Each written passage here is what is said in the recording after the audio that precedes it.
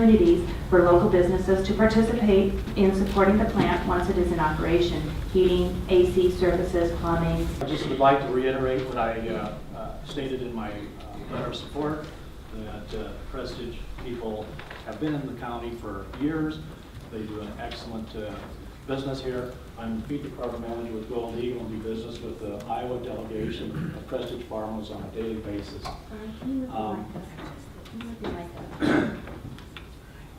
There's a business culture that Prestige Farms has, and it comes from the top down, John Prestige, right on down to on the farms. These guys do things right. They do it in a conscientious, responsible manner, and I don't think we can look for a better partner than what we're looking at this time. The real dilemma here is that there are no other choices. This is an all or nothing decision for the board of directors, for the supervisors, and for the county. These gentlemen are willing to commit millions and millions and hundreds of millions of dollars to our county, and I think it affords the opportunity for our downtown businesses, our young people, for employment, all the things that we're looking for. And I think fear of the unknown is a little concern, fear of packing plants that smell, flies, rodents, and I can tell you those things, they don't happen. I grew up in a small town in southwest Iowa, packing plant town, and in 1960, it stunk every time you went past it. Today, modern packing plants aren't allowed to operate under those conditions. Towns with packing plants that are 50, 60 years old, you drive through today, they don't smell anymore. I can't imagine that a new state-of-the-art modern plant will provide those conditions. Thank you. Thank you. Brad Davis, and then we'll have Melissa Zeiger, and then Shannon Walker. Okay. Brad. Good morning. Brad, would you push your button? I think it might have. Is it on? Okay, thanks, Brad. Well, good morning, and thank you for the opportunity to speak. My name is Brad Davis, and I'm General Manager of the Gold Eagle Cooperative in Goldfield. And I've been in this business for 42 years, 32 years at Gold Eagle Cooperative. We fully support and applaud the county's efforts to assist and incent the Prestige family to locate their hog processing facility here in Wright County. By encouraging and supporting their move to Wright County, you will be helping ensure the long-term viability of all the communities as well as the county itself. Now, during the past 42 years, I've had the good fortune to meet many wonderful individuals and the opportunity to conduct business with the representatives of some very solid companies. Unfortunately, the opposite can also occur from time to time. All of you can probably share similar observations, whether it be from a work experience or from an issue that perhaps you've had on a personal basis. There will be no issues with the Prestige family because it's not the culture of the Prestige family or the culture of the company. Gold Eagle Cooperative's been doing business with the Prestige family for a number of years, so we've experienced that culture firsthand. As you know, a healthy business relationship includes times of cooperation, times of challenge, times of compromise, times of promise, and times of compassion. As the years of conducting business pass, you learn about a company's ethics, their principles, their integrity, their honesty, their loyalty, and their trustworthiness. You can't fake a company's culture, as every employee is a representative and a reflection of that culture. Each and every employee either helps build upon it or they will be part of its failure. The culture never develops from the bottom up, it's from the top down. Thank you. Thank you, Brad. Melissa Zeiger, Vanderheiden. Melissa. I was going to say a whole bunch of things that all these other people have already said. I'm 100% for this plant. I think it'll be the best thing for Wright County, young let alone jobs. State-of-the-art modern processing facility. We need it. So that being said, we are the heartland. We are an agricultural community. We need ag in our lives. You know, we support everything. The only opposition main things that I've heard that upset me were that like the workman's comp issue, people getting hurt, and about the low paying wages. That's our military. That is not these jobs. Our military is the ones who allow these people to come speak. And they are the ones that have the low-paying jobs, not us. Thank you. That's it. Shannon Walker, and then we're going to have Dave Vanderheiden, and then Stu Swanson.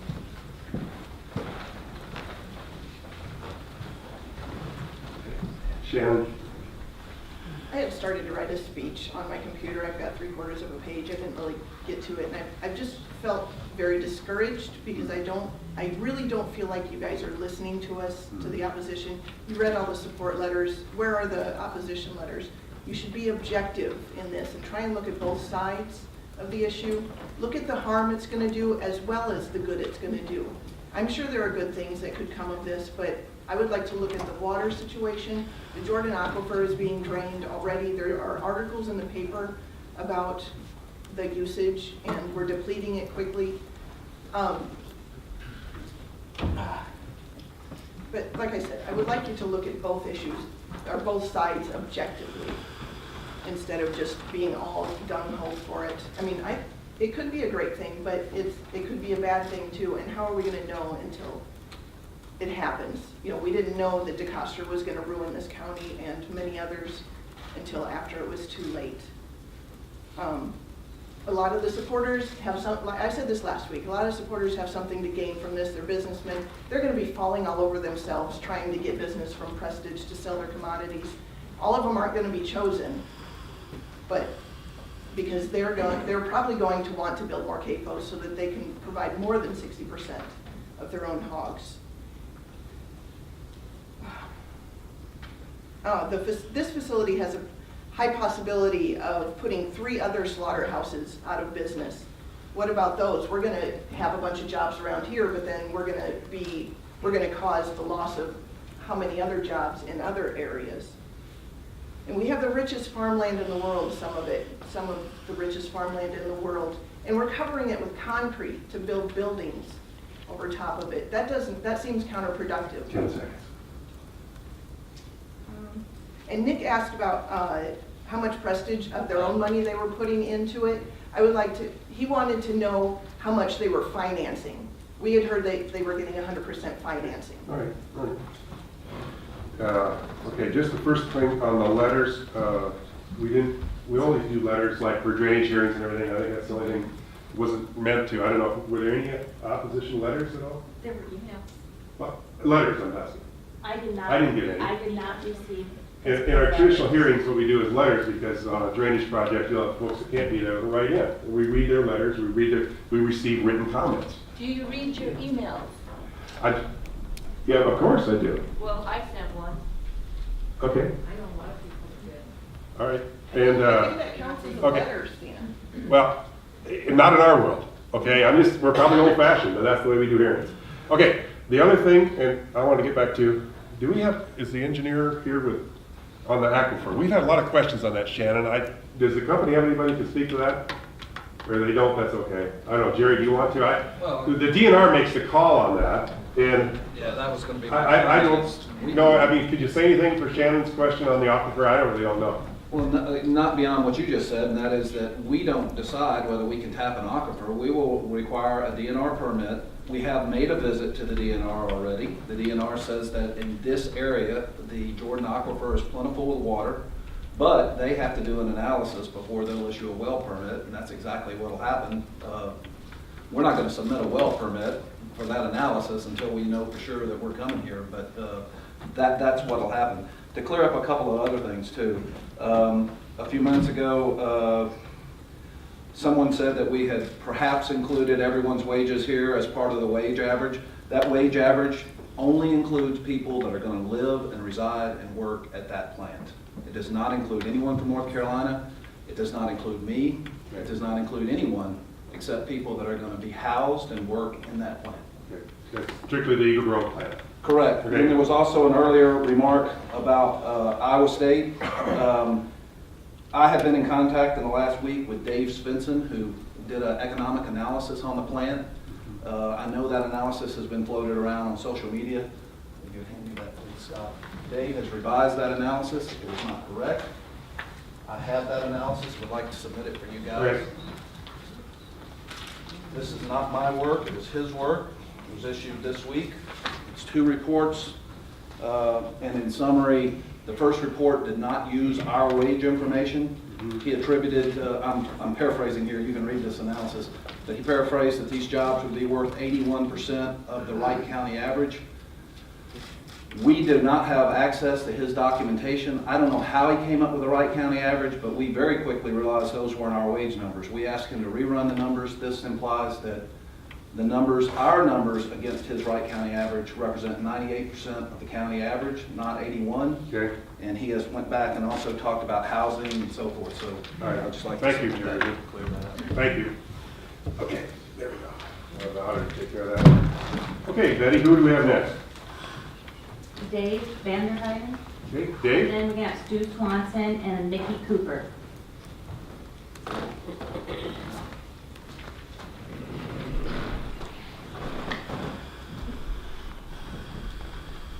I just have a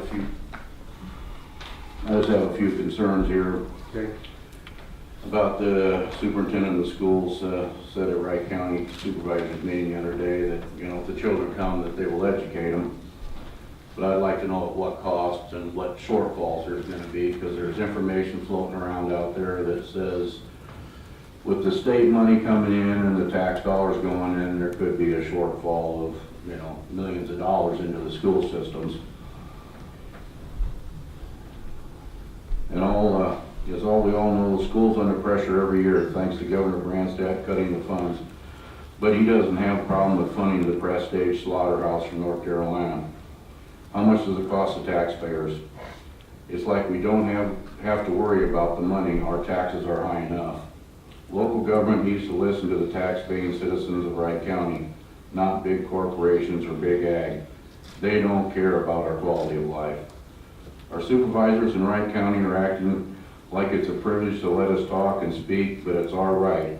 But when Farm Bureau, New Co-op, corn growers, and other people who will profit off this slaughterhouse, it seems like their votes carry more clout.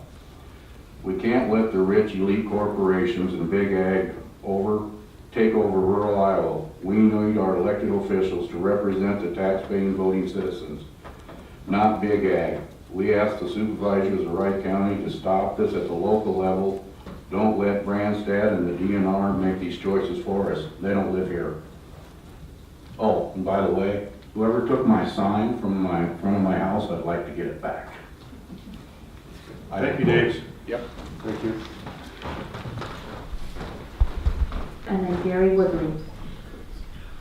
Good morning, my name is Stu Swanson. My wife Lori and I are raising our 4 daughters, Adelaide, Celeste, Lillian, and Julia in Lincoln Township. Thank you for giving me the opportunity to address you again this morning, and I'd like to comment on a couple of items that were brought up at the hearing last week. The first was a comment made that there was a feeling that the people speaking out in favor of this project have only something of financial to gain.